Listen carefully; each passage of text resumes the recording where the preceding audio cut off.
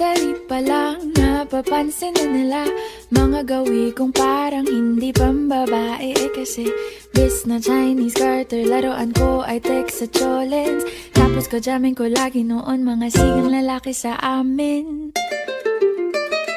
Nung ako'y mag-high school ay napabarkada sa mga bay. Curious na babae na ang hanap din ay babae. Sa halip na makeup kit, bit-bit ko ay gitara. Tapos pormahan ko lagi ay long sleeves na t-shirt at faded na lonta.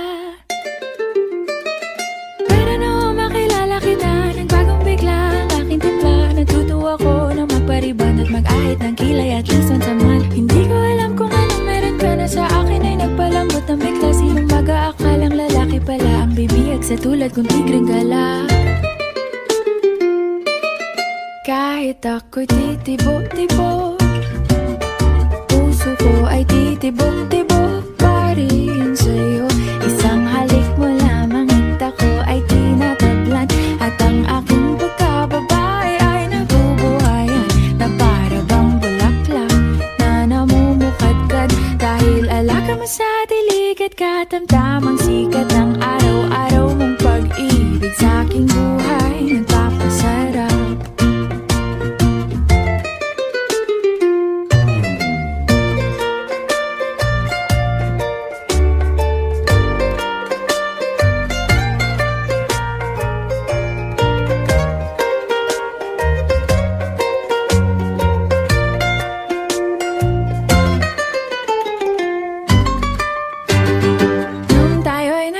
Ay saka ko lamang binigay ang matamis na oong 10 buwan mong trinabaho.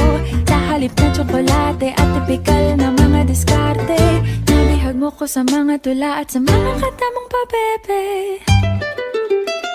Kaya nga noong makilala kita, alam ko na agad na mayroong himala. Natutuwa kong magtakong at napadalas ang pagsuot ng bestidang pula. Pero di mo naman inasam na ako ay magbagong tuluyan para patunayang walang matigas na tinapay sa mainit na kape ng iyong pagmamahal.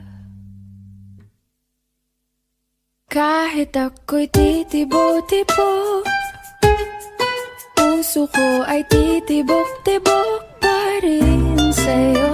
Isang halik mo lamang at ako ay tinatablan. At ang aking pagkababae ay nabubuhayan na para bang bulaklak na namumukadkad. Dahil alaga mo sa dilig at katamtamang sikat ng araw-araw mong pag-ibig sa aking buhay nagpapasarap.